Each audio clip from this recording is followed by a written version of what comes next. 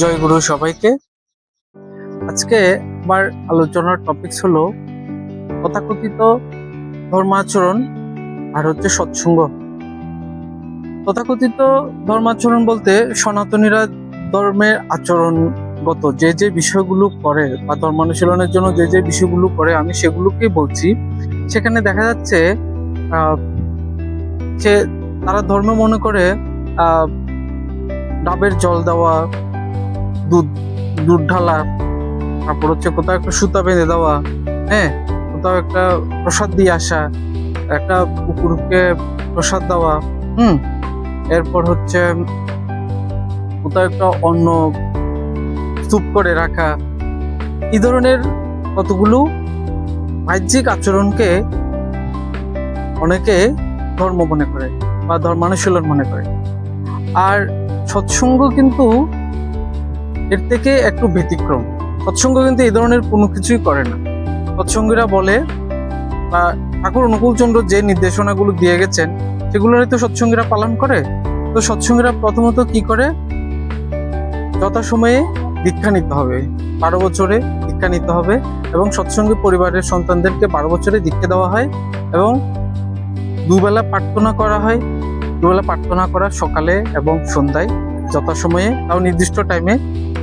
ইচ্ছে মতো আমার মনে হলো করলাম, ইচ্ছে মতো করলাম না, বা মন গড়া করলাম, সেরকম নয়। ঠাকুরের প্রত্যেকটি কাজে একটা নির্দিষ্ট সময় বেঁধে দেওয়া আছে। এরপর যথাসময়ে ইষ্টভীতি করা, সকালে ব্রহ্ম মুহূর্তে নাম ধ্যান করা, এবং তারপরে ইষ্টভীতি করা। এরপর হচ্ছে থানকুনি পাতা খাওয়া, সকালে খালি পেটে থানকুনি পাতা খাওয়া, তারপর মা বাবাকে প্রণাম করা, তারপর নাম জপ করা। আর এছাড়াও সৎসঙ্গে আরো কিছু কাজ করে, সেটা হচ্ছে তাদের যে আদর্শ, ঠাকুরের যে আদর্শ বা যে ভালো কথাগুলো যেগুলো সমাজের মঙ্গলের জন্য, প্রত্যেকের মঙ্গলের জন্য দরকার, সেগুলো তারা যারা সৎসঙ্গী নয় বা যারা সৎসঙ্গের দীক্ষা নিয়েছে তাদেরকে যাজন করে, তাদেরকে বলে, তাদের সাথে শেয়ার করে। এটাকে বলা হয় যাজন। আর তারা মানুষের মঙ্গলের জন্য কিছু জমা রাখে, প্রতিবেশীর মঙ্গলের জন্য। প্রতিবেশী কেউ বিপদে পড়লে, হ্যাঁ, তাদের বিপদ আপদে যাতে কিছু সাহায্য সহযোগিতা করা যায়, এজন্য কিছু অর্থ তারা জমা রাখে, এবং সময়ে সেগুলো তারা মানুষের মঙ্গলের জন্য খরচ করে। এছাড়াও তারা ইষ্টভীতি পাঠানোর সময় কিছু অর্ঘ্য পাঠায়, যেগুলো মানুষের মঙ্গলার্থে ব্যয় হয়। ঠিক আছে, এই হচ্ছে সৎসঙ্গ। সৎসঙ্গেতে কোনো বুজরুকি নেই, কোনো মানে একটা পশু কেটে আমি উল্লাস করব সেরকম নেই। তাদের উৎসবে মতকে আমোদ প্রমোদ করার কোনো বিষয় নেই। তারা প্রার্থনা করে, ধ্যান করে, এবং ঠাকুরের যে কথাগুলো আছে সেগুলো পালন করে, সেগুলো শুনে, সেগুলো করে। এটাই হচ্ছে সৎসঙ্গ। আর তথাকথিত সনাতনীরা দেখা যায় যে একটা ছাগল কেটে মনে করলো যে ধর্ম হয়ে গেল, বা বছরে একবার আমি মন্দিরে গেলাম, বা মাসে একবার মন্দিরে গেলাম, সেখানে গিয়ে চলে আসলাম, আর কোনো আমার ধর্মকর্ম করা লাগবে না, আর দীক্ষাও নেওয়া লাগবে না। হ্যাঁ, তো সৎ দীক্ষায় দীক্ষিত হওয়া বা সদ্গুরুর চরণাশ্রিত হওয়া, এটা তো শাস্ত্রের কথা, এটা সবাই জানে। তো যদি আমি সদ্গুরুর শরণাশ্রিত না হই, তাহলে আমি ঈশ্বর লাভের পথটা আমি কি করে জানবো? সদ্গুরুই তো আমাকে সেই ঈশ্বর লাভের পথটা জানাবেন, একজন পুরুষোত্তম আমাকে জানাবেন। যদি আমি না জানি, তাহলে আমি কিভাবে তার চরণে আশ্রিত হবো, কিভাবে ঈশ্বর লাভের পথে আমি যেতে পারবো? তাই শ্রী ঠাকুর এবার বর্তমান যুগে এসে সনাতন ধর্মটাকে যে পরিস্থিতি দেখেছেন, কিন্তু সৎসঙ্গের এই নিয়মগুলো যদি সবাই পালন করে, যে যথাসময়ে প্রার্থনা, হ্যাঁ, ভজন, যাজন, ইষ্টভীতি, তারপর হচ্ছে সদাচার পালন করা, এগুলা করে, তাহলে সনাতনের বা যারা সৎসঙ্গের যারা আছে বা সনাতনে যারা আছে, তাদের একটা আমূল পরিবর্তন হবে, আচরণগত একটা আমূল পরিবর্তন হবে। তারা মানুষের জন্য সেবা করবে, নিজের চরিত্রগত পরিবর্তন আসবে, এবং কিছু বৈশিষ্ট্যগত পরিবর্তন আসবে, চলাফেরায় পরিবর্তন আসবে, খাবার দাবারে পরিবর্তন আসবে। ঠিক আছে, এগুলো তো ঠাকুর শিখেছেন, এগুলো তো আমাদের সদ্গুরু শিক্ষা দেন। তাহলে এগুলো যদি আমরা না শিখি, না মানি, তাহলে তো সমাজের ক্ষতি। এটা আমাদেরকে বুঝতে হবে। এটা আমরা যতদিন বুঝতে পারবো না, ততদিন আমাদের এই ক্ষতি। তো সনাতনীরা যেভাবে চিন্তা করে ধর্মটাকে, কিন্তু সৎসঙ্গ সেভাবে চিন্তা করে না। সৎসঙ্গ হচ্ছে, ধর্ম হচ্ছে বাস্তব আচরণের মধ্যে দিয়ে নিজেকে তৈরি করতে হবে, নিজেকে প্রতিদিন সাধনা করতে হবে, সাধনার মাধ্যমে নিজের মানসিক স্তরের, আধ্যাত্মিক স্তরের উন্নতি ঘটাতে হবে। তাহলে আমি কি করতে পারবো? আমার মন শান্ত হবে, আমার আধ্যাত্মিক জীবন বিকশিত হবে, আমার বাস্তবিক জীবন বিকশিত হবে, আমার জ্ঞান অর্জন হবে, আমি আরেকজনের পাশে দাঁড়ানোতে শিখবো, হ্যাঁ, আমি সহনশীল হতে শিখবো, আমি সহানুভূতিশীল হতে শিখবো, আমি মানুষের পাশে দাঁড়াতে শিখবো। এগুলোই তো শিক্ষা লাভ করবো, এগুলোই তো ধর্মের থেকে আমি শিক্ষা লাভ করা উচিত। এছাড়াও আমি জ্ঞান বিজ্ঞানের চর্চা করে কিভাবে উন্নতি ঘটা যায়, সন্ন্যতের মানে আমাদের সমাজের সেবা করা যায়, উন্নতি করা যায়, সেটা আমি চেষ্টা করব। ব্যক্তিগত উন্নয়ন কিভাবে করা যায় সেটা চেষ্টা করব।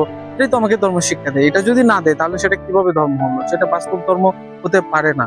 হ্যাঁ, আমরা মনে করি ধর্ম আকাশে থাকে, হ্যাঁ, ঈশ্বর আকাশে থাকে, কিন্তু ঈশ্বর আমাদের মাঝে বসবাস করে। তো এই জন্য স্বামী বিবেকানন্দ একটা কথা বলেছিলেন, জীব প্রেম করে যেজন সেইজন সেবিত ঈশ্বর। ঈশ্বর তো আমাদের মাঝে আছেন। এখন আমরা তাকে যদি আকাশে বাতাসে খুঁজি তাহলে তো হবে না। আমাদের দেহের মাঝেই তিনি অবস্থান করেন, তাকে উপলব্ধি করতে হবে। আমি যদি আমার শরীরের মধ্যে, আমার ধ্যানের মাধ্যমে, আমার সাধনার মাধ্যমে তাকে উপলব্ধি করতে পারি, তাহলে তাকে অনুভব করা সম্ভব, সে ব্রহ্মের সাথে যুক্ত হওয়া সম্ভব। তাহলে এখন বর্তমান যে পূজা অর্চনাগুলো করা হয়, হ্যাঁ, প্রতি বছরে বা বিভিন্ন তিথিতে, হ্যাঁ, এগুলোতে আধ্যাত্মিক কোনো শিক্ষা লাভের কোনো জিনিস বিষয় এখানে যুক্ত নাই। পূজা দিলাম, ব্রাহ্মণ পূজা করে চলে গেল, আমি কয়েকটা মন্ত্র উচ্চারণ করলাম, আমার পূজা শেষ হয়ে গেল। ঠাকুর এগুলোর বাইরে এসে প্রতিদিন যে ধর্মচর্চা করতে হবে, প্রতিদিন প্রার্থনা করতে হবে, প্রতিদিন আলোচনা বা ধর্ম অনুশীলন করতে হবে, এটা ইনি শিখিয়ে দিয়ে গেছেন। তাহলে এটা থেকে একটু ডিফারেন্স নয় কি? এটা করলে কি আমাদের মঙ্গল অবশ্যই হতে তো বাধ্য, তাই না? আমরা একটা নিজের মানসিকতাকে একটা সুন্দর করে ধর্মীয় ভাবনা অনুযায়ী আমাদের পরিবারটাকে আমরা গড়ে তুলতে পারবো, সমাজটাকে গড়ে তুলতে পারবো। এটা হচ্ছে বাস্তব কথা।